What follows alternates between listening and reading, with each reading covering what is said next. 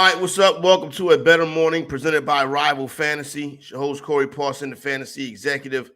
Um, really not too much to do today to get into. Really just gonna talk about last night's game, go over this weekend's matchup, get you some winners, tell you about fantasy alarm, tell you about Rival Fantasy, and then the show's over. So let's go ahead and get started. Broncos and Chiefs, right? Broncos and Chiefs last night. Chiefs win the game 19-8. Kansas City closed. This one is so interesting, right? Because this one closed with Kansas City as a 10.5 point favorite. Some of you may have got them in 11. If you got the 11 pushed. If you got the 11 pushed. If you got the 10.5, the late field goal was able to get you to cash that ticket and cover. The under 47 cashes easily. That number was way too high. Really, outside of Patrick Mahomes and Travis Kelce, in the prop market, everything went under.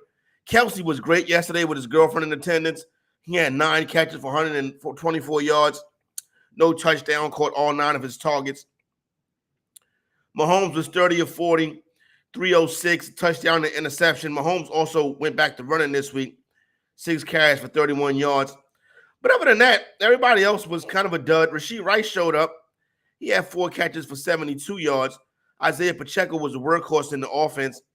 But for the most part, Kansas City got it done easily with guys like Mahomes and Travis Kelce dominating. The Denver Broncos side is pathetic. Russell Wilson, 13 of 22, 95 passing yards, 4.3 yards an attempt, a touchdown to interception, sacked 4 times. Javonte Williams did carry the ball 10 times for 52 yards. Russell had 4 carries for 31. Cortland Sutton had a touchdown catch. Jerry Jeudy had 3 catches for 14 yards. Another pathetic performance by the Denver Broncos. You know, before the game and during the game and really after the game, there was a lot of talk about this dust-up between Steve Smith Sr. and Jerry Jeudy. You know, Jeudy in the pregame, Smith was kind of like first-round draft pick guy. Go out there and make a play and do something. Basically sums it up. But he said, you know, Steve Smith Sr. or whatever his name is, he kind of got like an edge to him, right? So he played with an edge. He broadcast with an edge like he's this ultimate tough guy. He's a 44-year-old man who any one of them cats in that locker room will easily take the town. With that being said, you know, I think we see it in the inside the NBA crew. When they criticize today's players, the players take it personal. They take it serious. Like, I think it's really when you're a player and you're in the media, it's the job to give advice, give your thoughts, give critiques, give criticisms. I think the inside the NBA crew does a good job. But recently, some of these football players have gone over the top.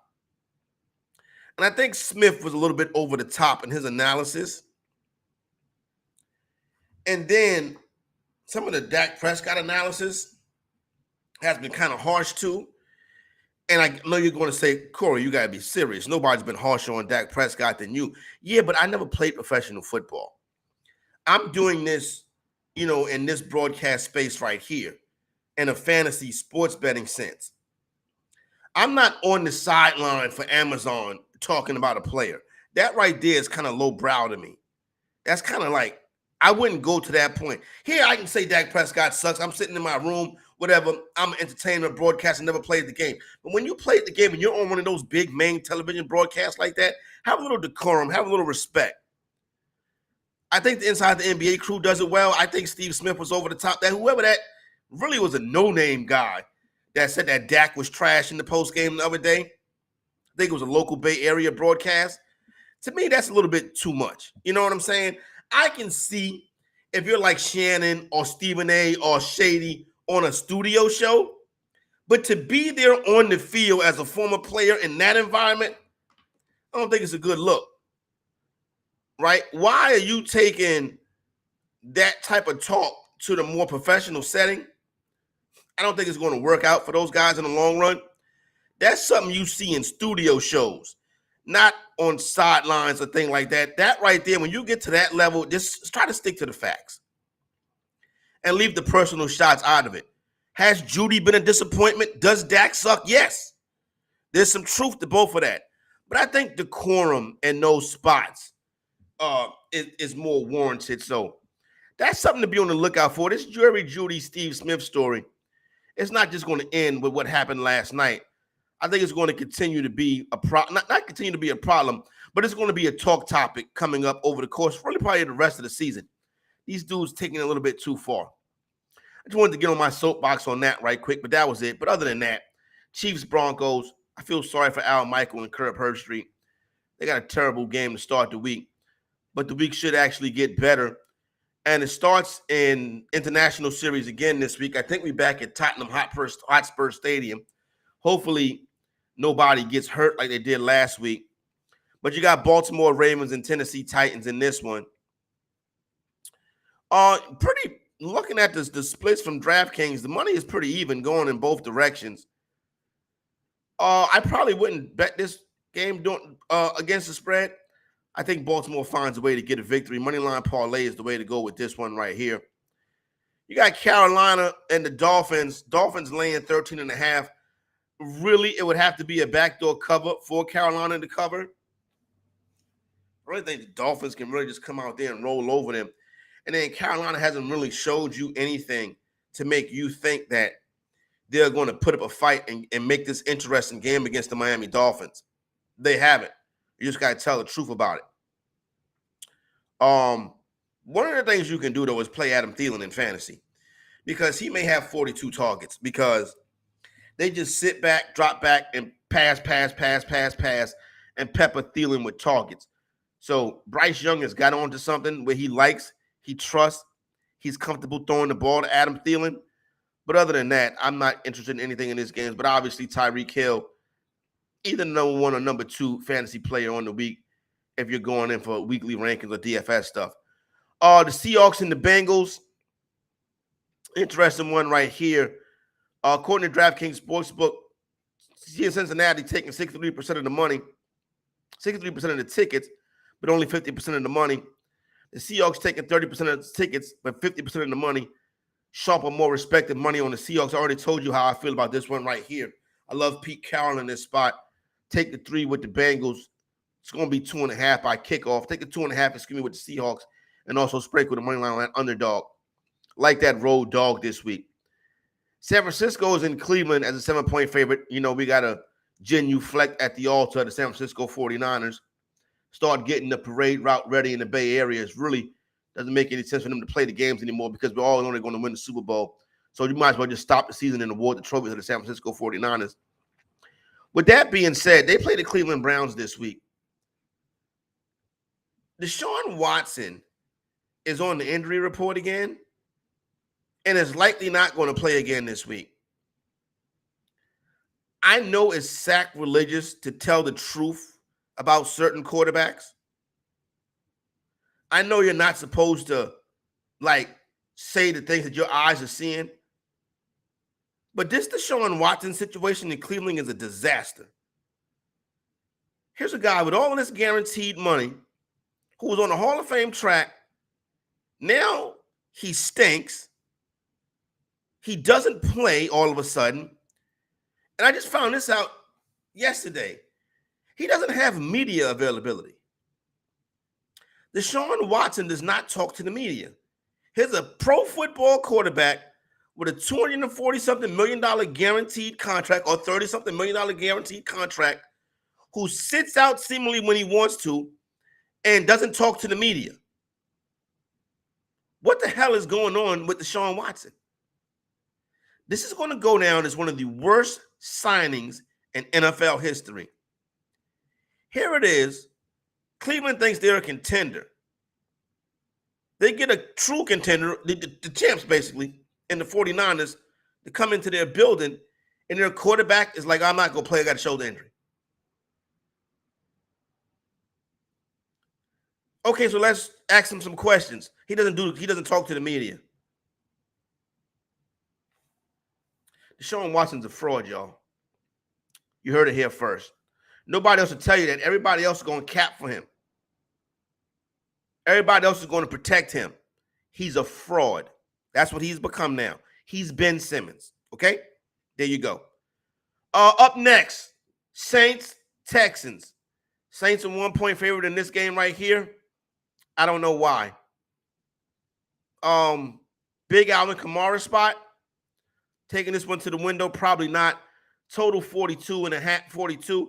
I would take the under on that one. I don't think there's a lot of scoring in this game. Colts and Jaguars. A little bit of sharp action coming in on Indianapolis Colts. I think people like Gardner Minshew. Minshew has showed that he's a decent backup. He can run the offense. Jacksonville, money line. Probably parlay it with the Baltimore Ravens. Vikings, Bears. Could care less. Vikings a 2.5-point favorite over the Chicago Bears. Want to see if Fields can keep the good times rolling. No Justin Jefferson. I think Jordan Addison popped up on the injury report yesterday too. So they could be down to KJ Osborne and TJ Hawkinson. If Addison is out, then Hawkinson is one of their top DFS targets of the week. Because who else are they going to throw the ball to? KJ Osborne? We all know they ain't going to run the ball. They don't like to do that. Patriots and Raiders. Oh, excuse me, I skipped the game. Commanders and Falcons. I already told you I like the Commanders in this spot right here.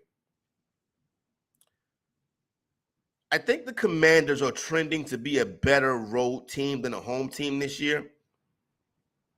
Really see good two-way action on DraftKings at this one. 51% of the tickets on the Falcons, 49% on the Commanders. The fact that this 2.5 hasn't gone to 3 would lead me to believe there's some respected money coming in on the Commanders. I will be on the side of the Commanders in this game right here. It's going to be a close one down to the wire, just like last week. But this time, I think the visitor comes into Mercedes-Benz Stadium and gets it done. What else we got today? New England Patriots, Las Vegas Raiders, the McDaniels-Belichick Bowl, rematch of last year's disastrous finishing for the Patriots. It's tough not to think that New England is going to go out there and drop a dud. I think the Patriots fight back. I'll take the Patriots with the points on this one right here. I wouldn't take that to the window because I'm not losing no more money on the Patriots this season. Can't successfully raise and take care of kids if I keep throwing money away on Ramondre Stevenson and Juju Smith-Schuster. Not going to be able to do it. What else do we have? New England. Okay, we got to that one already. Philadelphia Eagles, New York Jets. I told you I think Jalen Hurts is now the best quarterback in the NFL. Really done a 360 on this young man. He is fantastic. I think the Jets are live in this, to be honest. I think Philadelphia finds a way to win the game, but I think the Jets are actually live in this one right here. I would add Philadelphia to that money line parlay with the Jags and the Ravens. Lions and Buccaneers. This is a heavy Detroit Lions spot. I see Sam Laporta popped up on the injury report yesterday. But St. Brown is practicing. No Jahmyr Gibbs, though. Tampa, you got your man Mike Evans on the injury report. I think Chris Godwin practiced on the injury report as well. Want to double check that one. Lions probably go out there and get a win. I wouldn't touch this spot right here, though. Lions have been solid on the road this year. That's normally have been their Achilles heel. But I think they go out there. They should get an easy victory. Arizona and Los Angeles, NFC West opponents. Nothing spectacular here in this one. Cooper Kupp saw that big workload last week. Lets you know that he's truly back. I think you could still get some usage out of Puka, though. With the Cardinals, they're kind of banged up coming into this spot right here. Josh Dobbs done a decent job so far this season. 7 seems like a lot of points between division rivals, especially as well as the Cardinals been playing and covering spreads this year. So that 7 is probably something with the Rams that I probably won't get behind, but it's probably a no play for me in this one anyway. The total in this one is 48 and a half. I can see this going over that total. This should be a higher scoring back and forth game, even if it's mainly the Rams getting it done. The Bills and the Giants on Sunday night. Why do we get this dud on Sunday night? I guess people thought the Giants was going to be good again this year. Maybe this is the Brian Daboll Bowl. Like, what made the schedule make us think, oh, this is perfect, Bills and Giants? Like, I didn't want to see that. Nobody wanted to see Bills and Giants before the season started. You know what I'm saying? In that spot. You were better putting Commanders and Falcons in that spot. I'd rather see that. I'd rather see Colts and Jaguars in that spot. I'd rather saw Niners and Browns, but again, never know, because you never know what Deshaun Watson's going to do. I'd rather saw Seahawks and Bengals in that spot. I don't know. But Bills and Giants leaves nothing to be desired. Daniel Jones didn't practice. He's looking pretty shaky for this week. Listen, this could be a game like you saw last night where the Bills get enough of a lead to be like, you know what, we're not going to blow these dudes out no more. The Giants' defense has played well so far this season, so give them a shout out for that. They've been a unit that's gone out there and tried, despite, what's going on as far as their offense.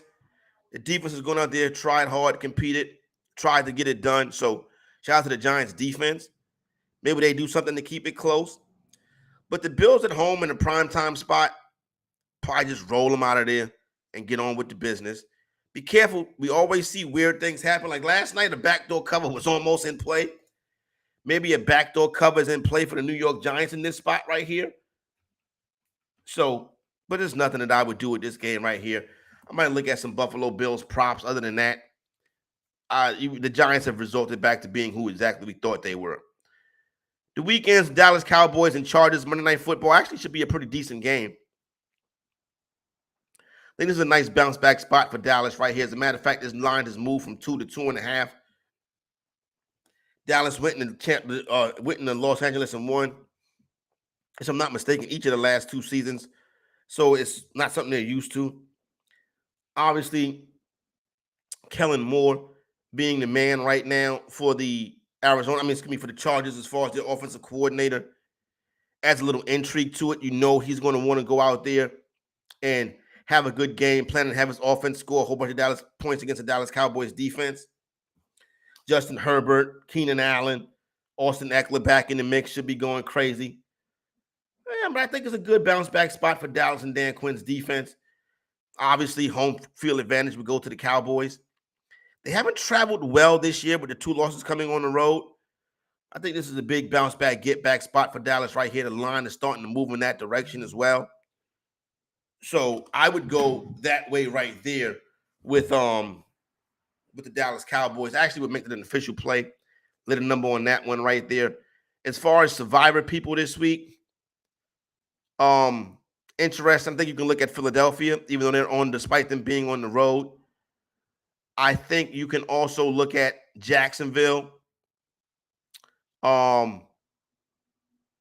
That's really it. If Miami is a team I would consider using in Survivor. San Fran, if you haven't used them already, I would consider using Jacksonville. I would consider using Jacksonville. It's going to be a close call. I'm going to tell you that right now because the Colts are going to play their butts off. That's going to be a tight one. I would stay away from Vikings, Bears. I would stay away from Falcons, Commanders. I would stay away from Raiders and Patriots. Eagles, if you haven't used them, I think it could be a little bit touch and go, but survive and advance is the name of the game. If you haven't lose the Lions, it could be touch and go, but survive and advance. And I think the Rams could be touch and go, but survive and advance. Buffalo Bills is the easy one if you haven't used them. And the Dallas Cowboys, a little bit tricky. That could be touch and go, but survive and advance is the name of the story. So let's continue to survive and advance. I wish everybody a better morning and a better weekend. It's Corey Parson, Fantasy Executive. We are out.